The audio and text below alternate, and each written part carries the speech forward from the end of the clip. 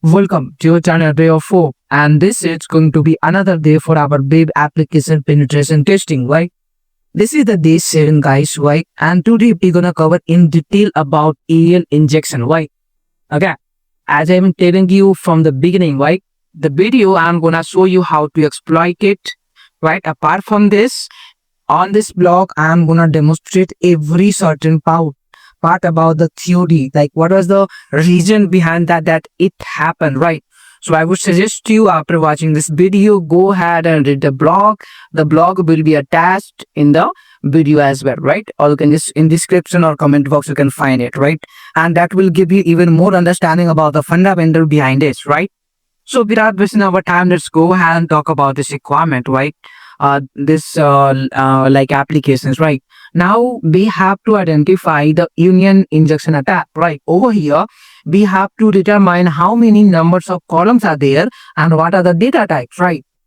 So we all know, right? And if you don't know, then the first step is to identify or to perform the any sort of injection attack. I'm not talking about SQL. Over here, you can consider any injection attack you are performing. You need to find the input parameter, or you can say a parameter, right? Where there you can inject the code in it, right? So if we explore the application over here, we can find out that we have multiple parameters like accessories, clothing, food and drink, lifestyles and whatnot, right? So I'm gonna go ahead and look for this lifestyle, right? We can see we have a category parameter with the value of lifestyle, right? Which means we have got the parameter. That's a good news, right? So what I'm gonna do over here, I'll try to change this with Ray and hit enter. It is getting projected. That means our projection point is there. What if I'm gonna put like Ray of 4? There you go. It is getting reflected, right? Which means it could be potential vulnerable for UV injection, right? So as we know now that it is a vulnerable for unit injection, right? What are we gonna do actually, right? We will intercept the data. But before that, there are some sort of thing that we need to know. What is alien injection actually, right? When we talk about alien injection, right? We are talking about this, right? It is a type of SQL injection that allows you to combine the result of two or more select queries into single results, right? So guys, again, whenever you are performing alien SQL injection, right, you are always having two requests, two tables actually, not a single one. Always remember that, right? You may be crafting one from your end, but one bit would be written at the developer side, right? And you are trying to inject your code in it, right? Now, if you look at this picture, I have demonstrated it all the type of injection, including union, error, blind, and blind time based. So basically, if the projection point is there, you can perform union injection.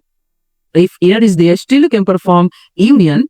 If projection point is not there, you could not perform union, or you can perform error based. But if error is there, you can perform error based, right?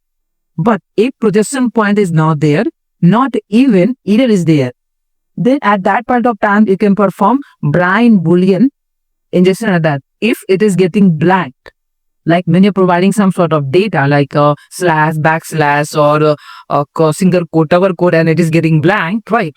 Then you can perform blind Boolean attack, right? But if it is not even getting blank, it doesn't even have projection point, nor even giving any sort of error, at that point of time, we can perform blind time-based injection. Guys, if someone gonna ask you that when to perform what attack, this video should come in your mind, right? So there you go. Now we have an understanding of SQL injection, especially union. There's some sort of note that you need to keep in mind, right?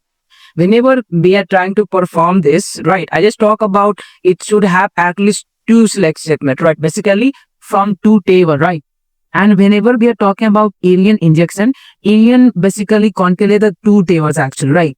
So it is basically combining one table, this is the first table, and this is the second table, and it is combining both table, right?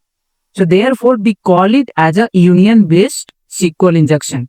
I hope I made my point clear. Still, if you want to read more about it, read about this blog, right? Now let's go ahead and try to exploit it. So as we all know, now it is vulnerable for union injection, right? So what I'm gonna do, I'll try to intercept the data using, okay, I did not turn on the proxy. Let me turn on the proxy too.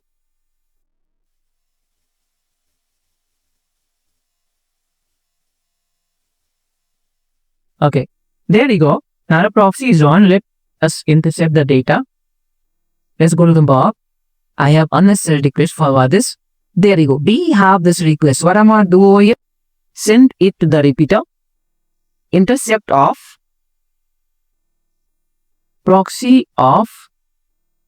I don't want any unnecessary request to be captured. So, right now I'll go to proxy, send this request to see the response, and this is how the response looks like. So now we have to identify what is the developer written code or what syntax breaks the query actually, right? So if I'm going to use double quote, then what I'm going to get? No, it does not throw any error. That means double quote is not balancing the equation. If I use single quote and send it, it is giving us internal server error. Which means it is potentially vulnerable, right? And it is basically breaking the query. So now what I'm gonna do, I need to do like order by 5 hyphen to see if there are 5 columns or not. No, there are not 5 columns. If I go for 4 and hit send, they are not even 4 columns. If I use 3 and hit send, okay, there you go. We have 3 columns, right? So now as we identify that we have 3 columns, now what next we need to do is to identify the data type. And for that, we're going to use union select, right? So if I'm using union select and I'm going to use read, comma, the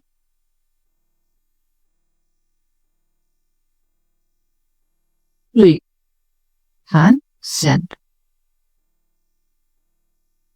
It is giving us error. It could be that the application may not have a character type. So what if I'm gonna use like 1, 2, 3 and hit enter? It is still giving us error. Oh, let me encode this. For this, I'm gonna use Control U. It is still giving us error. Let me encode this as well.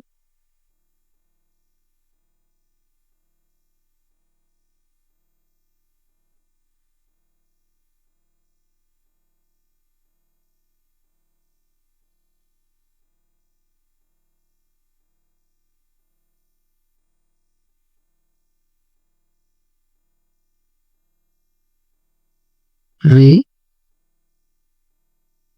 he, re. Let me encode this. Control U. Send. It is still giving us error. That means it could be that it may not have all the columns character type or integer type as well, right? Now in this scenario, what you gonna do, guys? This is the click over here. So sometimes we have something called null payload. So over here we are going to use union select null comma null. So when you are not able to determine the data type, we are not able to determine the data type, like if you have multiple columns like 10, and it could be that every columns could be different, right? And you need to specify the data type. So over here, this null command comes in action and it helps. So if I send now, we have 200, okay. And if I go over here, can you see? Finally, we solved the lab. But again, I have the curiosity to know if I'm able to find other database. So over here at first database, I'm gonna put like Ray to see if it is a character type or not. It is giving us error. If I'm providing 1, then what I'm getting? There you go. You got it? Just look over here. The first data type is a integer type, right? Now, if I put like this, re or ho. So this is a character, right? And hit enter. There you go. We found the second data type, which is ray of hope, character. You got it? So this is how you need to troubleshoot the error, guys, right? I hope you learned something today. If you like the video, please like, comment and share it with your colleagues. Thank you for your support.